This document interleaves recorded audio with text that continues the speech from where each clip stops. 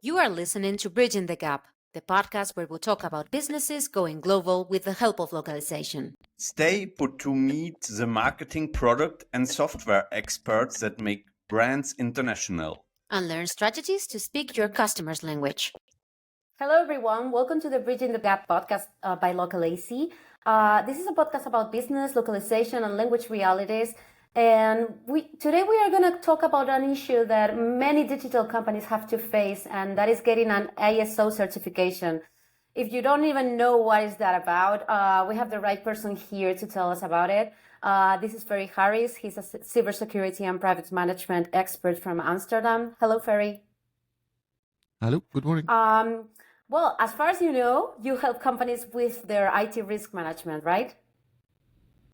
That is correct. So our business basically specializes in helping digital companies to obtain and to maintain their security management system. And one of them is the ISO 27001. Yeah, right. This is an often intriguing and complex topic for the companies that are starting out, especially startups and digital business that are expanding. And we were going to focus on a specific certification, which is called ISO 27001. And it relates to information security, basically. Localazy recently got it. We have Václav today, our CEO, who will tell us about it a little later. But first, we want to know what is all this ISO certification all about. What are they good for? Is it worth the effort? And what is this specific certification about? So first, Ferry, can you tell us why ISO certifications are important? All right. So basically, in the digital world, everybody care about their data. Mm-hmm. As a customer or as a potential customers, they always think about, hey, will my data be secured if I put them in this company or in that company?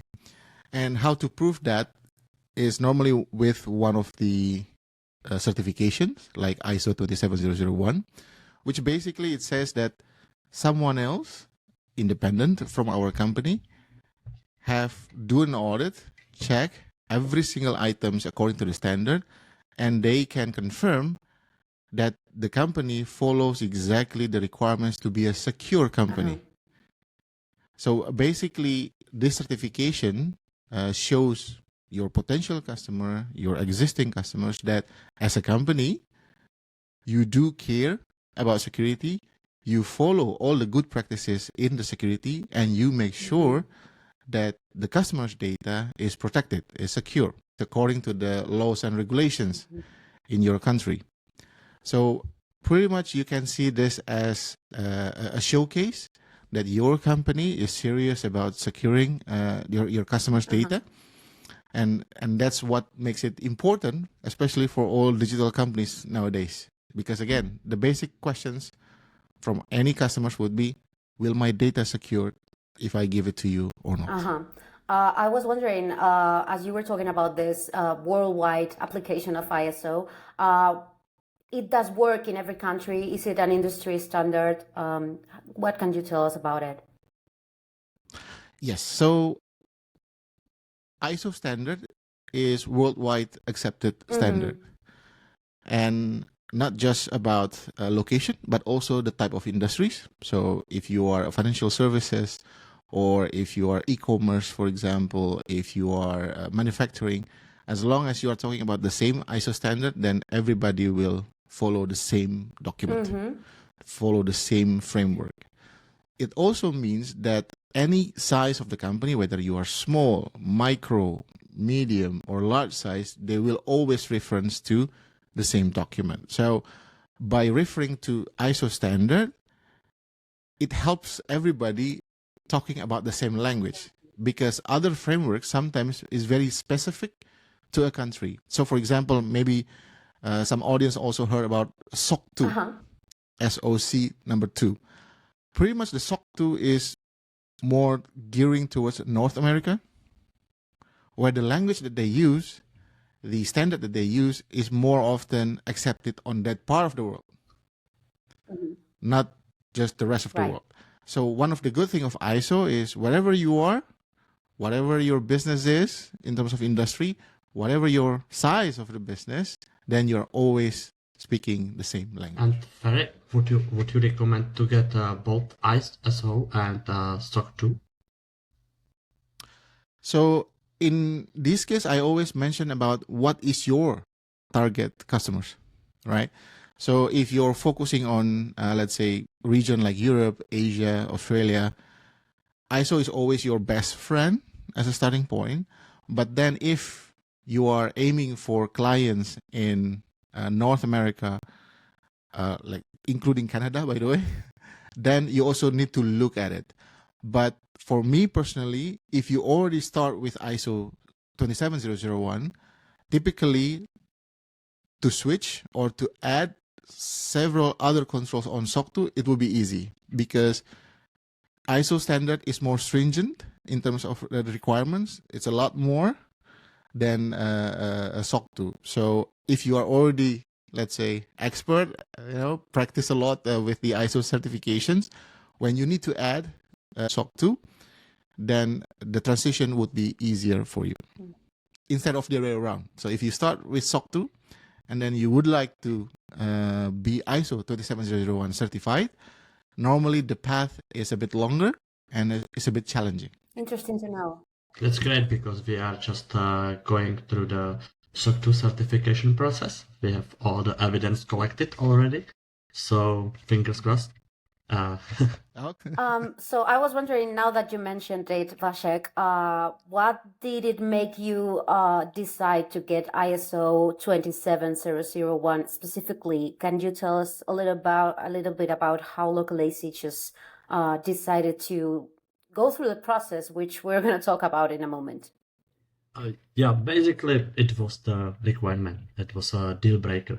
Like for the large customers, it was one of the first things they asked us, do you have ISO or SOC 2?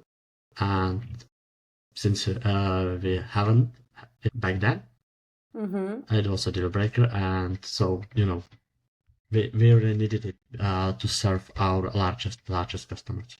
So it was something that the users asked about. Is this normal, Ferry? Is this common?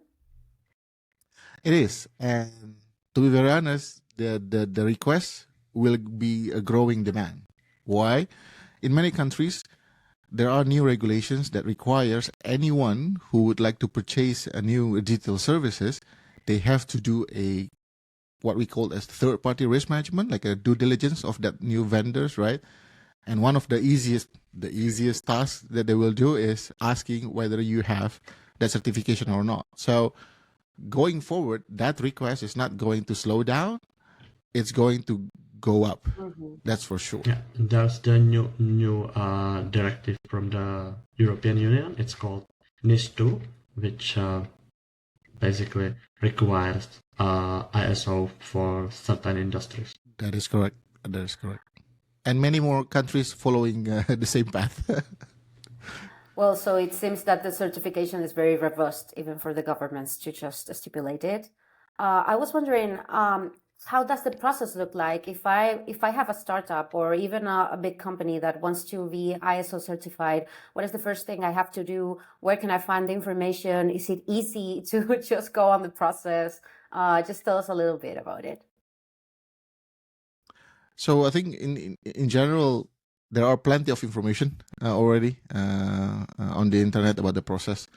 But I think the first step that any company that we advise is always start with knowing what your service is. Because in ISO world, the scoping is very important. Especially if your company have, let's say, multiple products. The question is always which product you would like to certify. Is it everything? Or maybe it's only 1 out of 5, right? And after that, there's always a step when you define the policies, you inform everybody about these policies, make sure that everybody understands what is required from them, and then start doing what the policy asks you to do. I think what most people forget or, let's say, misunderstand, when you finish with writing down the policy that is aligned with your company, then everything is done. It's not. So writing a policy, writing a procedure is just the first step. Because what is important is whether your company, all your employees understand and actually doing all what's written in the policies every single day. And that's what the auditor will do. And for this reason, would you recommend some automated compliance tool? It can be. It can help a lot nowadays, right? Especially if you are a cloud native service. However, I think the most important part is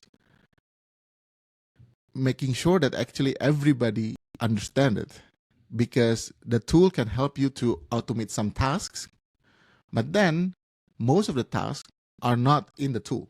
So, for example,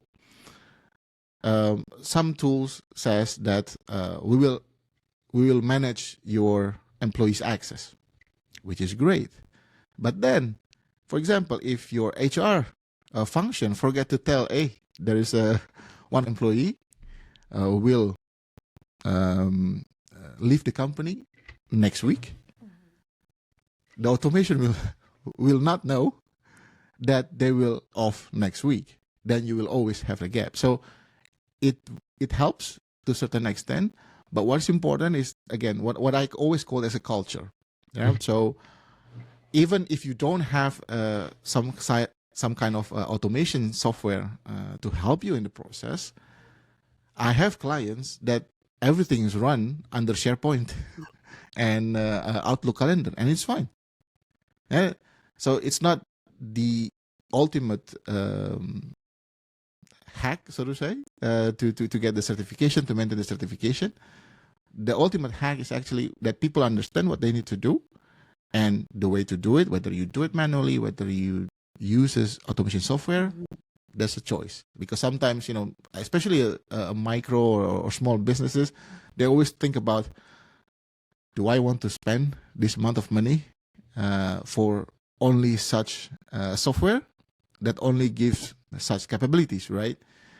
And if they don't want to fork that level of money, then you can do it with Excel, SharePoint, Google Drive, and with Diligent. If you already have Jira, for example, or Asana as your project management tools, or Notion, you can always build your program around them.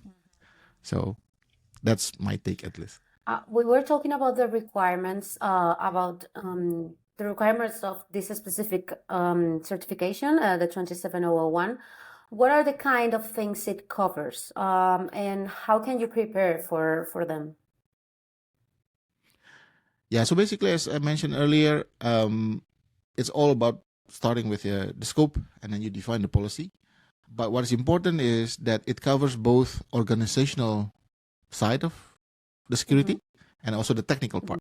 So the technical part is sometimes like, how you develop your software, how do you secure your server, how do you secure your network, right?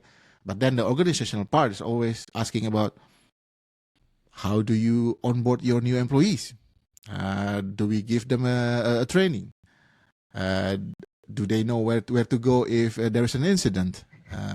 And that kind of stuff. So I think what's important is understanding that the requirement is both technical and non-technical. And then after that, making sure that it's part of the process. The challenge would be if everything is separate. I've seen this in many companies where an HR process doesn't align with the ISO requirement. So the best way is, for example, let's start again with HR. Okay, in the HR process, you have hiring, onboarding, and then offboarding, right? So when you design that process, make sure that the element in the ISO requirements is embedded in that process. Then you don't really think about ISO, you just think about HR process, right? So if you need to take references for these new employees, CVs, and then during the onboarding, I don't know, maybe you do a background check. That's part of the security part. But then you don't talk about ISO. You just talk about, okay, when we do HR process, this is how we do it. Then everybody do it as part of their day-to-day job instead of thinking, is this ISO or not? Is it Right. ISO or not? So I think that's the best way to So do it is a matter of just integrating it into the processes. You just Yes. Use a language that everybody understand in their day-to-day job. Don't use an ISO Yeah. language. Okay. I was wondering, Vasek, this whole process, how was for you and Localazy? How did you incorporated all these elements into the everyday life of Localazy, and what is your outlook in the following months? Because this is new to us. It was not that hard, because from the technical point of view, we already like comply with a lot of requirement from ISO. Of course, we had things like peer reviews, security in place. We protected our servers by nature, not because of ISO. What was a bit like time consuming, it was to get all these policies, create them. There were some requirements that doesn't apply to us, because, for example, we don't have offices. As Marta, we are fully remote, and there was like a lot of policies about physical security of our premises, which is something that we don't need, but it was a part of the ISO requirement. So basically, I believe that it was not that hard, and everybody in the company was like cooperating and incorporated the ISO requirements into their daily work, or into their workflow. So I believe that it could be an issue if we are like a much more like or a much larger organization, having hundreds of people. I wouldn't be so sure that everything is so smooth, but with our awesome team, it was really a piece of cake.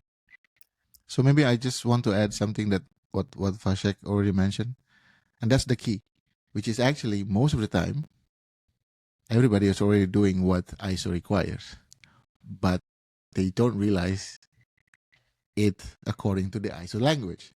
And that's the part where I said there's this ISO language, and it is the other language that you understand every day. So, for example, if you're a developer, every day when you do code changes, you already follow the requirements in ISO, but then you call it something different.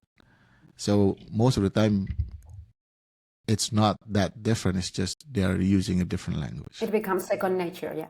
Yeah, there's actually one thing you need to do, and that's the collect evidence for the ISO process.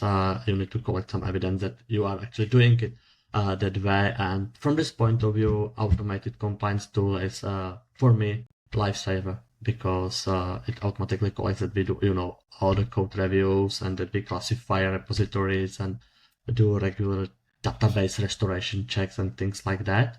And so we don't need to think about it. We do it, of course. Like, we want to be sure that our database backups can be restored if needed. And for the ISO, we just collect the evidence out of the process and upload it to the automated compliance tool. I imagine, for what you both said, that it is better to start with ISO when you are still small, because it just integrates into your usual workflows. Yeah, right? That is correct. Mm-hmm. Imagine starting doing that when your company is already big. I guess it's just a big hassle. Yeah, especially in the time that you need to implement, to tell people you have to do A, B, C, and D. Building that culture takes time. So if you only start when you are already that big, it's taking a lot of time, and it's taking a lot of effort, because you will also receive a lot of pushback. So I always said to everybody, start now, but you don't have to be certified now. There's a difference. So you can always purchase the ISO document, right? And then when you start building the company, you already embed that principles, call it principles, yeah, as part of your day-to-day. But you don't have to be certified now. When you are ready, when there is a need from our customers, or when, I think everybody's now comfortable, then you start the certification process. You can do it later. But if you only, let's say, oh, the customer wants it today, if not, we miss the contract tomorrow. Yeah, that will be the challenge. Okay, so I was wondering, is it a one-time process or how does it work? As far as I know, this is something that you have to do continuously, right? That is correct. So whether we are talking about ISO or SOC 2, one thing that people always need to remember, it's always an annual activities, right? So for ISO, the commitment, the contract with the external auditor is always 3 years. But then within these 3 years, every year you will have what they call a surveillance audit, which means that every year they will come back to you, making sure that you always comply. So that's the, let's say, the commitment that the company must make. So even though the certificate, let's say you get the certificate today, which is 2024, and then your certificate valid until 2027, in 2025 and 2026, they will come back doing an audit on you. And if, for whatever reasons, you forget to follow after the audit, after the cheating, yes, we have everything, and then you forget everything. And when 2025, they come back and they found that, yeah, you forget everything, then they can take back that certification. So when you receive that, it doesn't mean that everything is fine for the next 3 years. No, they will come back every single year. What happens after those 3 years? Can you please describe the process in the far future? So basically, you can always decide whether you want to continue with another 3-year cycle, or you decided, I think we don't need that. But that's number one. Number two, especially if you are a cloud services, and then depending on your type of service, right? Sometimes the ISO 27001 is a prerequisite for other certification. So for example, if you want to show your privacy management system is very good, and there is called ISO 27701. But then there's always a requirement there. You can only come to this ISO after you finish your 27001. The same with if you suddenly become a platform, for example, for any type of other services, and you are thinking to go with 27017 and 27018. Sorry, that's a lot of numbers. Yeah. But in many cases, they always require you have to finish first the 27001. So after 3 years, it's always up to you whether you want to continue or if you want to expand. And most of the time, in that 3 years, it's also the time for you to think about whether you want to stick with that auditor or you want to find another one. Yeah, I was also wondering, now that you mentioned other ISO certifications, is there some other important ones that we should be keeping an eye on, especially for a company like Localazy who has digital business? I don't know if, apart from information security, if there's a topic companies like Localazy should be keeping an eye on.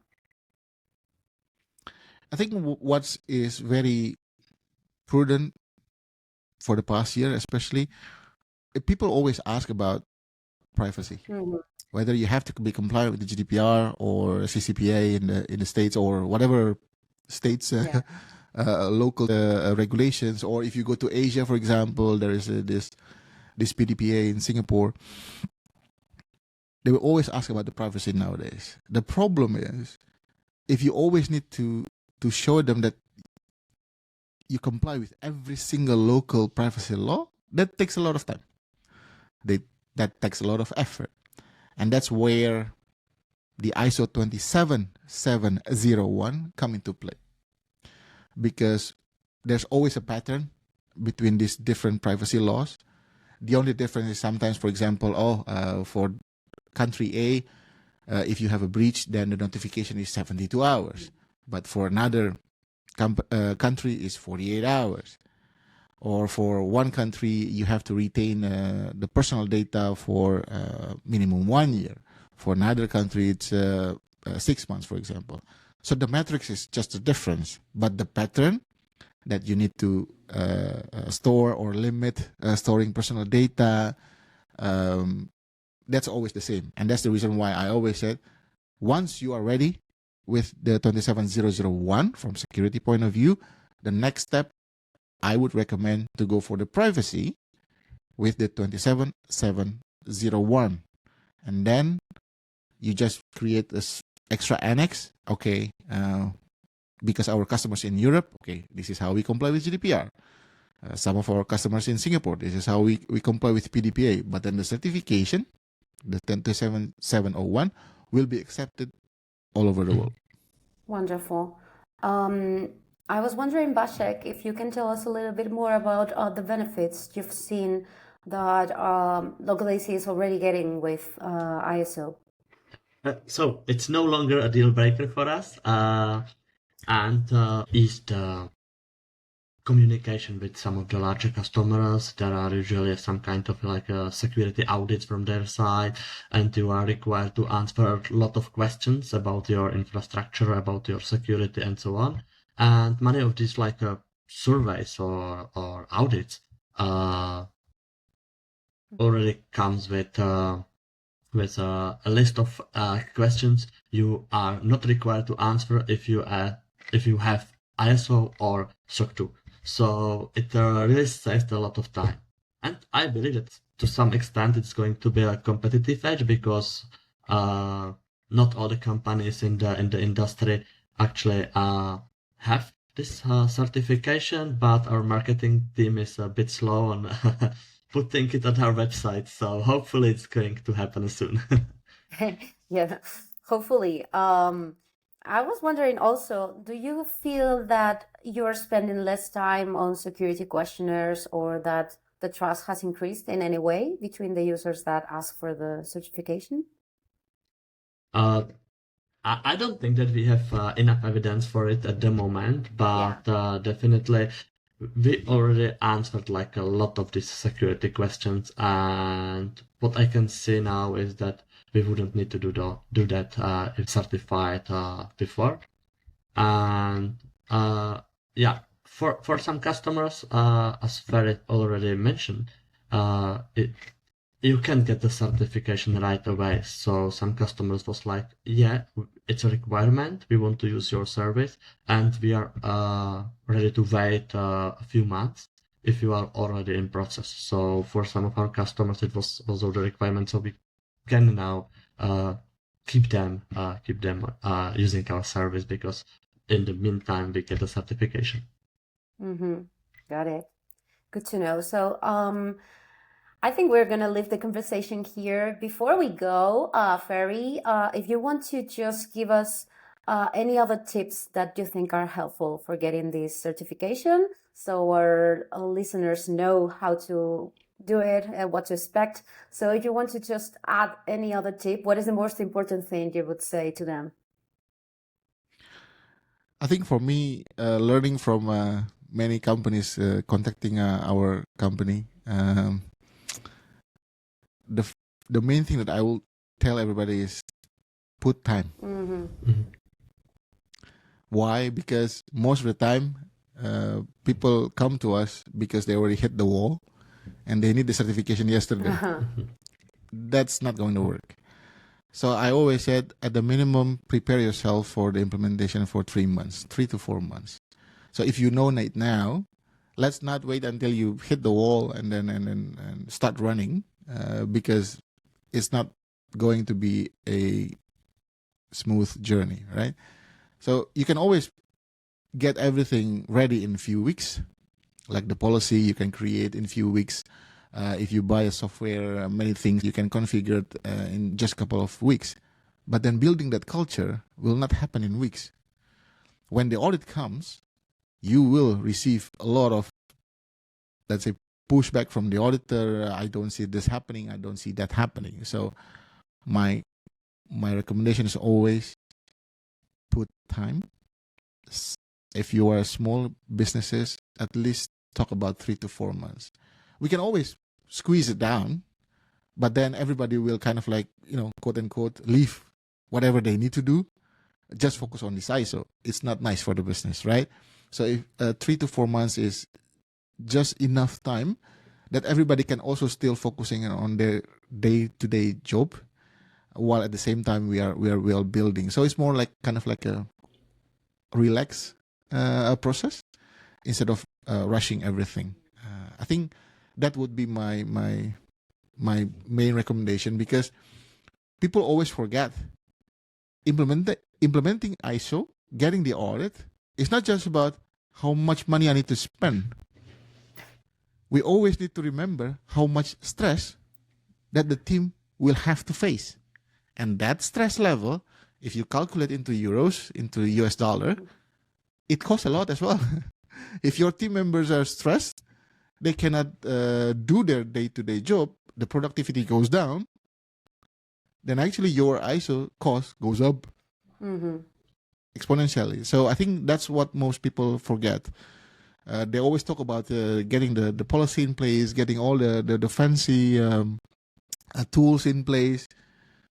That's something you can do. But to give time for people to adapt, that also means, break or make it for your team, especially for those who is the first time dealing with the ISO, or who doesn't like to make a documentation, for example. It's a stressful moment. So if we do everything in the squeeze time, that stressful moment can, rack up the cost in terms of, people well-being. That is a fantastic So tip. that's from my side.